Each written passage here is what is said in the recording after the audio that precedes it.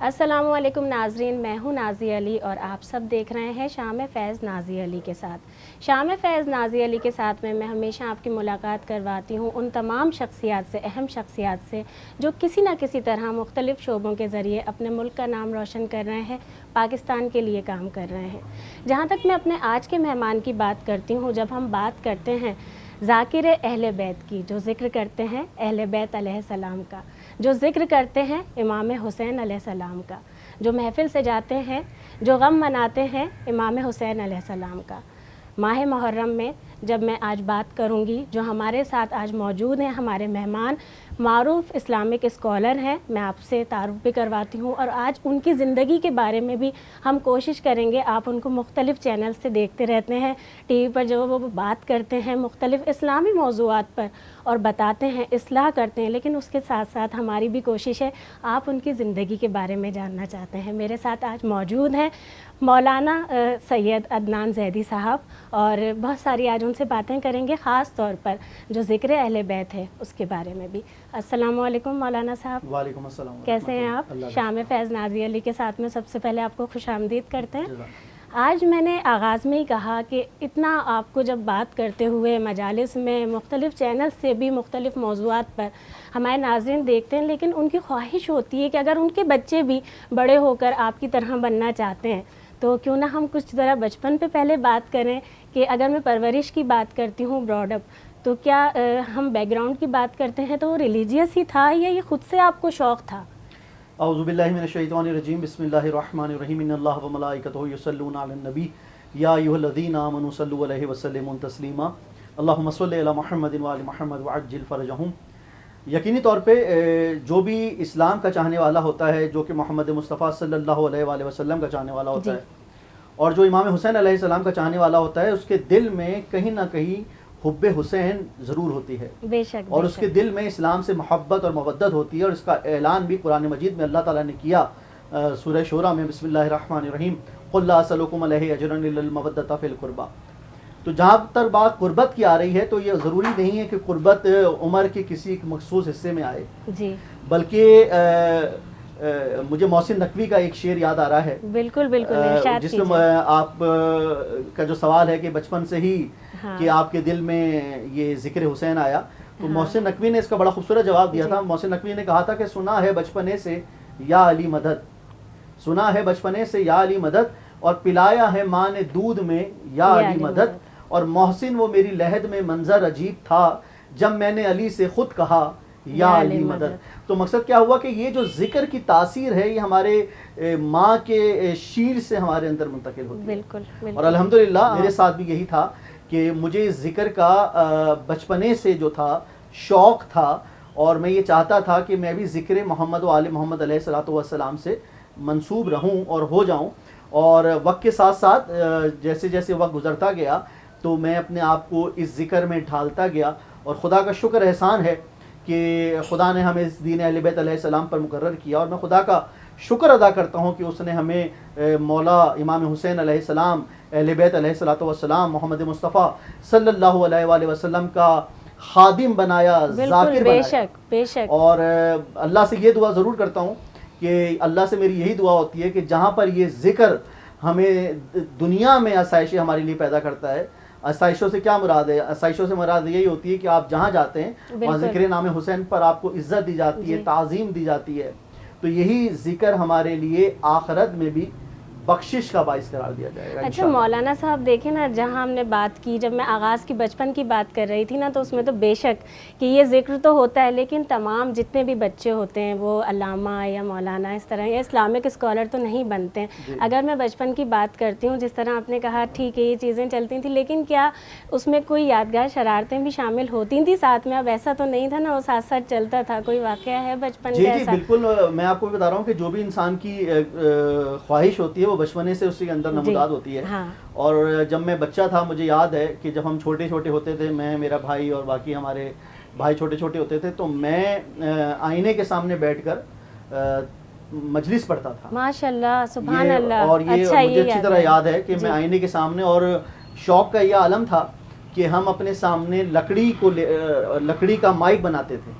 اچھا۔ لکڑی کا مائک بناتے تھے اور آئینے کے سامنے بیٹھ کر مجلس اعضاء پڑھتے تھے اور یہ سوچتے تھے کہ جس طرح ممبر حسین پر بیٹھے ہوئے ہیں اور بہت سارے لوگ ہمارے سامنے بیٹھے ہوئے ہیں. اور دوسرا مجھے منظر وہ نہیں بھولتا, آپ کا سوال مجھے پرانی یادوں میں لے گیا کہ جب ہم چھوٹے ہوتے تھے تو مجلس کا بینر بناتے تھے, پرچہ بناتے تھے مجلس کا, اچھا اور اس میں بڑے بڑے علماء اور ذاکرین کے نام لکھتے تھے اور اس میں اپنا نام بھی لکھتا تھا میں. اچھا, یہ تو بہت مزیدار بات ہو گئی اور ہم اس کو سنیں گے بھی, کیونکہ جہاں ہم بات کرتے ہیں نا اہل بیت علیہ السلام کی, تو وہاں جتنے ہم ان کا ذکر کرتے جائیں وہ کم ہے. وقفے کے بعد ناظرین ہم دوبارہ سے حاضر ہوتے ہیں, آپ سب دیکھتے رہیے شام فیض نازی علی. جی تو ناظرین آپ سب دیکھ رہے ہیں شام فیض نازی علی کے ساتھ, اور وقفے سے پہلے جب بات ہو رہی تھی مولانا صاحب سے تو میں نے ان کو اپنے بچپن کی ماضی کی یادوں میں دھکیل دیا تھا, اور وہ بھی یقیناً جب ہم بات کرتے ہیں جو ذکر یہ کرتے ہیں تو وہ یادیں بھی بڑی خوبصورت ہیں. جی بالکل خوبصورت یادیں, اور میں ذکر یہ کر رہا تھا کہ کسی بھی چیز کی خواہش انسان کے اندر بچپنے سے ہوتی ہے. جی. تو مجھے وہ وقت یاد ہے کہ جب ہم چھوٹے ہوتے تھے تو جہاں پر مجلس پڑھنے کا بہت زیادہ شوق تھا, تو وہاں پر ہم ایک پرچے میں خود ذاتی طور پر مجلس اعضاء کا اشتہار بناتا تھا, اور اس میں جو ہے بڑے بڑے خطبہ کے نام لکھتا تھا اور اس میں چھوٹا سا اپنا نام بھی لکھتا تھا. تو یہ شوق کا عالم تھا, اور اللہ تعالیٰ نے الحمدللہ اس شوق کو پورا کیا, اور یقیناً وہ شوق ہی ہوتا ہے جو انسان کو کسی منزل پر لے کر جاتا ہے. اور اللہ کا شکر ہے کہ ہم اس ذکر سے منسلک ہوئے, خدا کا شکر ہے کہ ہم ان دنیاوی چیزوں میں نہیں پڑے کہ جس کے لیے اللہ تعالیٰ کی طرف سے بہت زیادہ احکامات قرآن مجید میں ارشاد کیے گئے ہیں.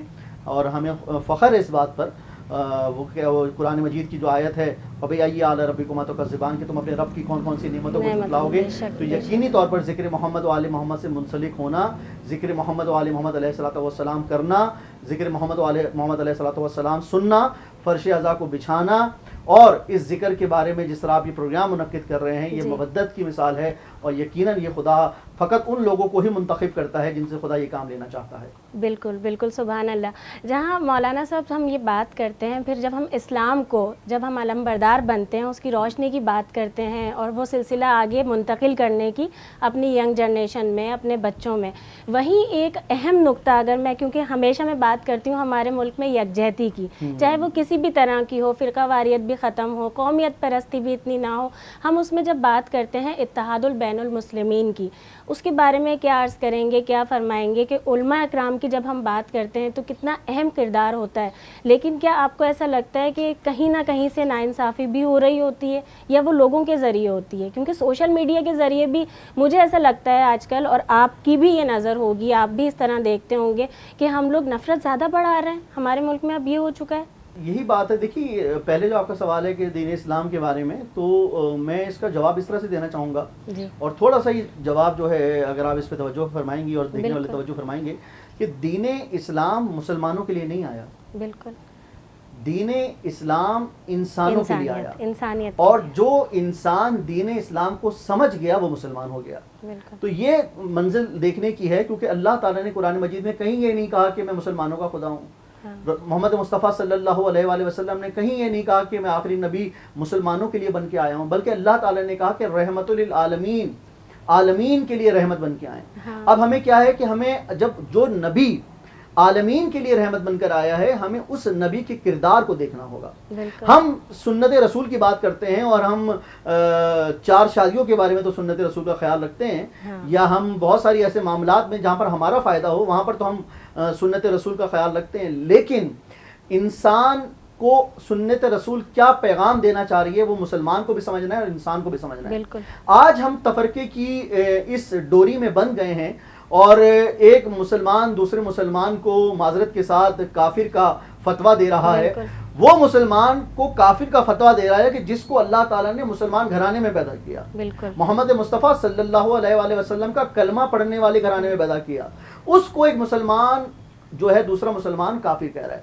لیکن مجھے یہ دیکھنا ہوگا کہ آیا محمد مصطفیٰ صلی اللہ علیہ وآلہ وسلم کا کیا پیغام ہے اس بارے میں. تو جب میں تاریخ کا مطالعہ کرتا ہوں تو مجھے نظر آتا ہے کہ رسول اللہ نے کہا کہ تمام مسلمان بھائی ایک دوسرے کے بھائی آپس میں, کالے کو گورے پر, عربی کو اجمی پر کوئی فوقیت نہیں ہے. لیکن آج کل کے دور میں جہاں پر بات، جب ہمارا قرآن ایک ہے، جب ہمارا خدا ایک ہے، جب ہمارے آخری نبی ایک ہے، جب ہم 1,24,000 انبیاء کو مانتے ہیں، تو محرم ہمیں کیا پیغام دیتا ہے؟ محرم ہمیں یہ پیغام دیتا ہے کہ ہم یہاں پر اخوت کا مظاہرہ کریں، ہم بھائی چارے کا مظاہرہ کریں، ہم جو ہے وہ ذکر محمد و آل محمد اور جلوس کو تعظیم کی نگاہ سے دیکھیں. اسی طرح ہم 12 ربیع الاول کے جلوسوں کو تعظیم کی نگاہ سے دیکھیں، کیونکہ یہ ہماری تعظیم نہیں ہے بلکہ یہ اسلام کی تعظیم ہے، یہ میرے آخری نبی کی تعظیم ہے، اور یہی امام حسین علیہ السلام کی تعظیم ہے کہ امام حسین علیہ السلام نے کربلا میں کس انداز سے، امام کے سامنے تو ہزاروں لاکھوں کا لشکر تھا، لیکن میرا خدا جانتا ہے کہ ایک ضعیف سے ضعیف روایت مجھے مل جائے کہ جس میں امام حسین علیہ السلام نے فرمایا ہو کہ اے یزیدی فوج تم کافر ہو. امام نے کہیں یہ نہیں فرمایا، بلکہ بار بار امام حسین علیہ السلام ان کو تاکید کرتے رہے. اور یزیدی فوج کیا سوچتی رہی؟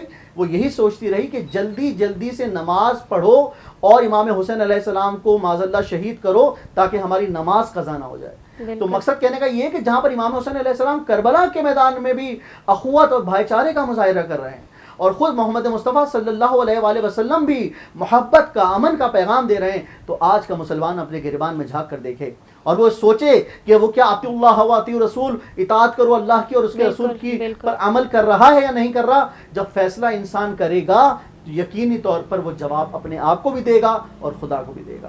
بالکل بالکل. ناظرین، آپ سب دیکھ رہے ہیں شام فیض نازیہ علی کے ساتھ. ابھی حاضر ہوتے ہیں ایک وقفے. ناظرین، آپ سب دیکھ رہے ہیں شام فیض نازیہ علی کے ساتھ. وقفے کے بعد ہم ایک بار پھر حاضر ہو گئے، اور وقفے سے پہلے جب مولانا صاحب سے بات ہو رہی تھی، جب بات آ جاتی ہے، ذکر آ جاتا ہے امام حسین علیہ السلام کا، تو آنکھیں کیا اشک بار ہوں، دل خود بخود رونے لگتا ہے. اور اب جب ہم بات کرتے ہیں اسی کے ساتھ ساتھ مولانا صاحب، جب ہم پیاسے کربلا کی بات کرتے ہیں، میدان کربلا کی بات کرتے ہیں، تو جب ہم آل رسول کی بات کرتے ہیں تو ان کے لیے تو کوئی کمی ہی نہیں تھی نا. ایک آواز لگاتے، کوئی پانی کے لیے، کوئی برسات کے لیے، کوئی بارش کے لیے، ان کے لیے سب کچھ حاضر ہو سکتا تھا. لیکن وہ جو احکام الہی تھا، وہ جو نبی کے دین کو بچانا تھا نواسے نے، وہ سب ہمیں کربلا سے ہی حاصل ہوا. کیا روشنی ڈالیں گے مزید؟ آپ کے سوال میں ہی اس کا جواب پوشیدہ ہے. آپ نے بڑی اچھی بات کہی، اور آپ نے کہا کہ اگر امام حسین علیہ السلام چاہتے تو کیا پانی نہیں آ سکتا تھا؟ بالکل.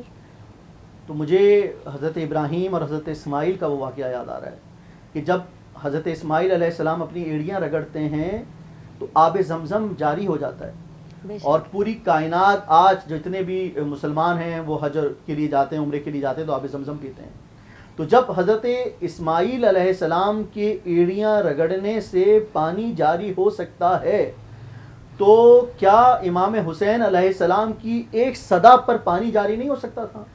وہ حسین ابن علی جو نبی کے نواسے، وہ حسین ابن علی جو فاطمۃ الزہرا سلام اللہ علیہا کے بیٹے، وہ حسین ابن علی جو کہ مولا علی کے آنکھ کے تارے، وہ مولا علی علیہ السلام کے جو دوشے پیغمبر پر اگر سوار ہو جائیں تو نبی اپنے سجدے کو طول دیتے ہیں. یقین جانیے، مولا اگر ایک صدا بلند کرتے تو وہاں پر پانی کا سمندر بہہ جاتا، لیکن مولا نے اس وقت اپنے وہ امتحان مولا نے اپنی ذات کے لیے نہیں چنا بلکہ اپنے خاندان کے لیے چنا. اور میں اگر یہ بھی کہوں کہ مولا کا وہ امتحان اس قدر اہمیت کا حامل تھا کہ مولا نے اس امتحان پر اللہ سے کوئی شکوہ نہیں کیا. آج کا مسلمان جب کوئی امتحان آتا ہے، جب کوئی مشکل آتی ہے، جب کوئی پریشانی آتی ہے، جب اس کے اوپر کوئی مصائب آتے ہیں تو وہ اللہ سے شکوہ کرتا ہے. لیکن امام حسین علیہ السلام کا کیا پیغام ہے، یہ سمجھنے کی ضرورت ہے کہ امام حسین کا یہ پیغام ہے کہ جب امام حسین علیہ السلام کی پوری آل کربلا میں شہید ہو گئی اور شمر ملعون امام حسین علیہ السلام کے سینے پر سوار ہوا، تو یہ جملہ سمجھنے کی ضرورت ہے کہ اس وقت مولا نے سجدہ شکر ادا کیا اور کہا کہ یا اللہ، کیا میری اس قربانی سے تو مطمئن ہو گیا؟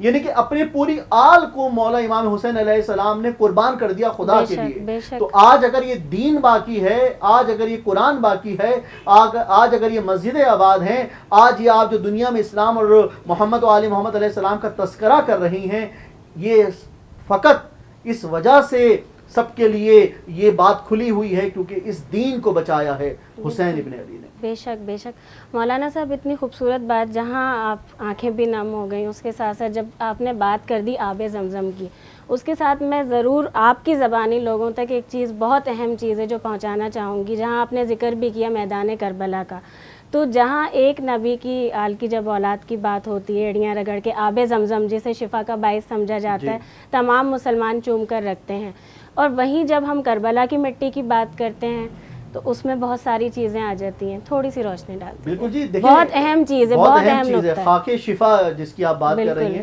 بہت اہم چیز ہے. کیونکہ ابھی جو میرا جواب منسلک ہے، اس وقت میری آنکھیں نم ہیں، اور کیوں نہ ہوں، کیونکہ نام حسین آ گیا، اور نام حسین علیہ السلام یعنی کہ پانی اتنی محبت کرتا ہے کہ امام حسین علیہ السلام سے، کہ جب بھی امام حسین کا نام آتا ہے تو آنکھیں بھی نم ہو جاتی ہیں.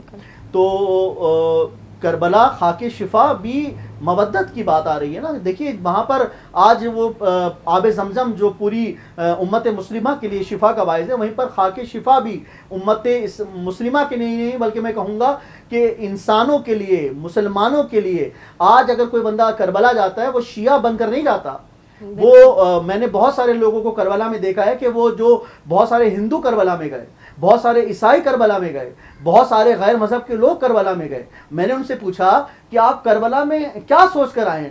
تو انہوں نے یہ جواب دیا کہ ہم کربلا میں ہندو اپنے آپ کو سمجھ کر نہیں آئے، ہم عیسائی سمجھ کر نہیں آئے، بلکہ ہم جب اگر حسین کے خانے میں آئے ہیں، حسین کے روزے میں آئے ہیں، تو ہم حسینی سمجھ کر آئے اپنے آپ کو.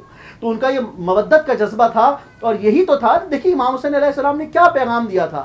جاتے جاتے امام حسین علیہ السلام کیا پیغام دینا چاہ رہے ہیں، اور بنی اسد کے لوگوں کو جو پیغام دیا، اور اس کے بعد خود جناب زینب کا یہ پیغام تھا. تو یہی پیغام تھا نا کہ جو میرا زائر ہو اس کو 3 دن تک مہمان رکھنا، اور اس بات کا خیال رکھنا کہ میرا زائر بھوکا نہ رہے، میرا زائر پیاسا نہ رہے. تو یہی تو امام حسین علیہ السلام سے مودت کا نتیجہ ہے کہ آج آپ دیکھیے کہ ہم جب کربلا جاتے ہیں، وہاں رسم چلتی ہے، وہاں تو دوڑ کر آتے ہیں لینے کے لیے. بالکل ایسا ہی ہے. اور اس کے ساتھ ساتھ آج اگر میں بیمار ہوتا ہوں، آج اگر میری کوئی دعا قبول نہیں ہوتی، یہ بہت اہم طلب بات ہے. اور میں آپ کے اس چینل کے وسیلے سے ان تمام ہم وسیلے کے ماننے والے لوگ ہیں، اور میں آج آپ کی چینل سے یہ بات کہنا چاہوں گا کہ اگر میں بیمار ہوتا ہوں، میں اپنے آپ کو رکھ کے بات کرتا ہوں، اگر میں بیمار ہوتا ہوں، اگر میں پریشان ہوتا ہوں، اگر مجھے ڈاکٹر کسی بھی چیز کے لیے جواب دے دیتے ہیں، تو میں اپنے آپ کو خدا کو، اپنے آپ کو امام حسین علیہ السلام کا ظاہر سمجھ کر امام حسین علیہ السلام کی بارگاہ میں جاتا ہوں، اور اللہ کو واسطہ دیتا ہوں حسین ابن علی کا. تو حسین ابن علی کا جو روضہ مقدس ہے وہ میرے لیے شفا بن جاتا ہے. حسین ابن علی کی جو کربلا کی آب و ہوا ہے وہ میرے لیے شفا بن جاتی ہے. اور سب سے بڑھ کر وہ خاک کربلا میرے لیے شفا بن جاتی ہے. اور آخر میں یہ بھی کہہ دوں آپ کو کہ وہ خاک کربلا فقط میری زندگی میں میرے لیے شفا نہیں بنتی. اگر اس تھوڑی سی خاک کربلا کو میری قبر کے اندر ڈال دیا جائے تو یقین جانیے خدا مجھے عذاب قبر، فشار قبر سے محفوظ رکھتا ہے، اور یہ فقط ممکن ہے حسین ابن علی کی وجہ سے. بہت شکریہ، جزاک اللہ خیر مولانا صاحب. اور پروگرام کے اختتام پہ کیونکہ اب ٹائم کم بچا ہے، میں یہ عقیدت کے طور پر آپ کے لیے پیش کرتی ہوں، اور خاص طور پہ ہمارے ناظرین کو بھی بتاتی ہوں. جہاں ہم جب پھولوں کی بات کرتے ہیں اور پھر محرم کی بات آ جاتی ہے، تو یہ خاص طور پر کیونکہ مولانا صاحب بہت مصروف ہوتے ہیں، آپ سب بھی جانتے ہیں. محرم میں ہم نے بطور خاص آپ کے لیے ایک پروگرام ریکارڈ کیا ہے، ورنہ شاید میں محرم میں پھول بھی نہیں دے پاتی. اس کے ساتھ ہی میری اور میری ٹیم کی طرف سے آپ کے لیے ایک اور تحفہ ہے. ایک اور تحفہ ہے آپ کے لیے. بہت شکریہ آپ کا، آپ کے ادارے کا بہت شکریہ کہ جنہوں نے وقت نکالا اور ہمارے غریب خانے پہ حاضر ہوئے. آپ تمام لوگوں کا جو یہاں پر موجود ہیں، آپ کے کیمرہ مین اور تمام ساتھی، آپ کے بہت شکریہ، سب کا میں ممنون ہوں. بہت شکریہ مولانا صاحب. اور ہماری دعا بھی ہے، اور ہم چاہتے ہیں ہماری آنے والی نسلیں اسی طرح سے جب آپ جو ذکر کرتے ہیں اسے سنیں بھی، سمجھیں بھی، اور عقل و شعور کے ساتھ یہ سب پیش بھی کریں. بہت شکریہ آپ کا. ناظرین، ہم ہمیشہ بات کرتے ہیں جب تو ہم اس میں ساتھ ساتھ شامل کر لیتے ہیں بہت ساری خوبصورتیوں کو. جہاں اسلام کی بات ہوتی ہے، جہاں ذکر اہل بیت کی، جہاں ذکر آل رسول کی بات ہوتی ہے، وہاں یقیناً آنکھیں نم ہو جاتی ہیں. اور کیا خوب کہا ہے شاعر نے کہ انسان کو بیدار تو ہو لینے دے، انسان کو بیدار تو ہو لینے دے، ہر قوم پکارے گی ہمارے ہیں یا حسین. مجھے نازیہ علی کو دیجیے اجازت، آپ سے پھر ملاقات ہوگی. اللہ حافظ. پاکستان زندہ باد.